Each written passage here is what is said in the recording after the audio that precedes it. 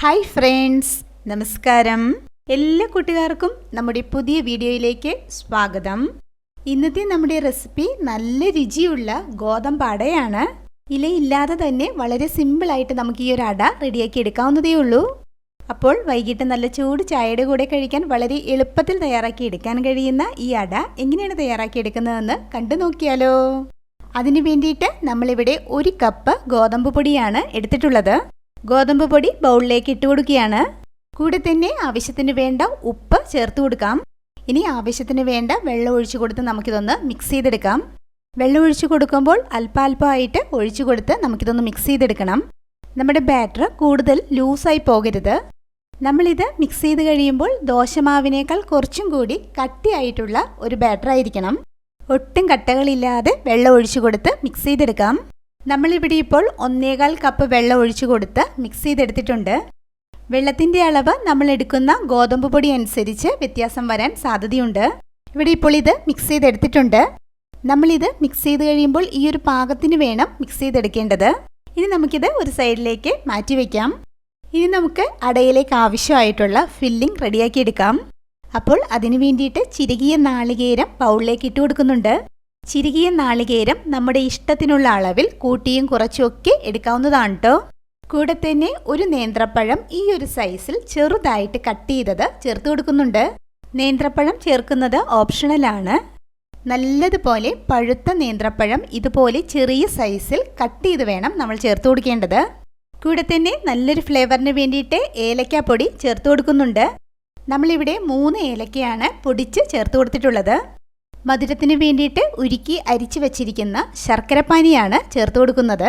ശർക്കര നമ്മുടെ മധുരത്തിനനുസരിച്ച് ചേർത്ത് കൊടുക്കാവുന്നതാണ്. ശർക്കരപ്പാനി ചേർത്ത് കൊടുത്ത് നല്ലതുപോലെ മിക്സ് ചെയ്തെടുക്കാം.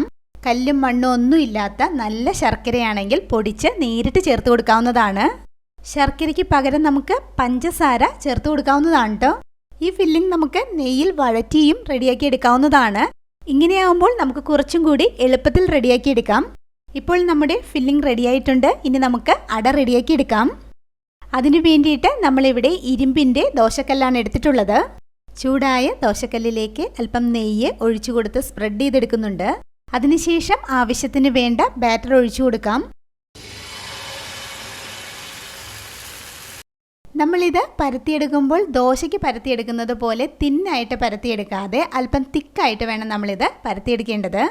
നമ്മുടെ ഈ അട നെയ്യിൽ തയ്യാറാക്കി എടുക്കുമ്പോൾ ഒരു പ്രത്യേക ടേസ്റ്റ് തന്നെയാണ്. ഗ്യാസ് ലോ ഫ്ലെയിമിൽ വേണം നമ്മളിത് പരത്തിയെടുക്കേണ്ടത്. മുകൾ ഭാഗം ഇതുപോലെ ഡ്രൈ ആയി വരുമ്പോൾ നമുക്ക് ഫില്ലിംഗ് വെച്ച് കൊടുക്കാം. ഫില്ലിംഗ് വെച്ച് കൊടുക്കുമ്പോൾ ഒരു സൈഡിൽ മാത്രം വെച്ച് കൊടുത്താൽ മതിയാകും. അതിനുശേഷം നമുക്ക് ഇതുപോലെ ഫോൾഡ് ചെയ്തെടുക്കാം. ചട്ടുക ഉപയോഗിച്ച് ഇതുപോലെ ഒന്ന് പ്രസ് ചെയ്ത് കൊടുക്കണം. ഇനി നമുക്കിത് അടച്ചു വെച്ചിട്ട് കുക്ക് ചെയ്തെടുക്കാം. ഗ്യാസ് ലോ ഫ്ലെയിമിൽ 1-2 മിനിറ്റ് നേരം നമ്മളിത് കുക്ക് ചെയ്താൽ മതിയാകും. അപ്പോഴേക്കും നേന്ത്രപ്പഴമൊക്കെ നല്ലതുപോലെ കുക്കായി വന്നിട്ടുണ്ടാകും. ഇപ്പോൾ ഒരു 2 മിനിറ്റ് ആയിട്ടുണ്ട്. ഇനി നമുക്ക് അടുത്ത സൈഡും ഇതുപോലെ തിരിച്ചിട്ട് കൊടുക്കാം. തിരിച്ചിട്ടതിന് ശേഷവും നമുക്ക് അടച്ചു വെച്ചിട്ട് ഈ സൈഡും കുക്ക് ചെയ്തെടുക്കണം. ഇവിടെ ഇപ്പോൾ ഈ ഒരു സൈഡും കുക്കായിട്ട് വന്നിട്ടുണ്ട്.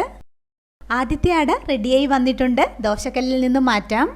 വേണമെന്നുണ്ടെങ്കിൽ 2 സൈഡും അല്പം നെയ്യ് ഒഴിച്ചു കൊടുത്ത് മൊരിച്ചെടുക്കാവുന്നതാണ്. അപ്പോൾ ഇത്രയേ ഉള്ളൂ. ബ്രേക്ക്ഫാസ്റ്റ് ആയിട്ടോ 4 മണി പലഹാരമായിട്ടോ ഒക്കെ നമുക്ക് ഈ അട വളരെ എളുപ്പത്തിൽ റെഡിയാക്കി എടുക്കാവുന്നതാണ്. അപ്പോൾ നല്ല രുചിയുള്ള ഈ നാടൻ പലഹാരം എല്ലാവരും ഇതുപോലെ തയ്യാറാക്കി നോക്കണം. ഉറപ്പായിട്ടും എല്ലാവർക്കും ഇഷ്ടമാകും. ഇതുപോലെ നല്ലൊരു വീഡിയോ ആയിട്ട് നമുക്ക് വീണ്ടും കാണാം. താങ്ക്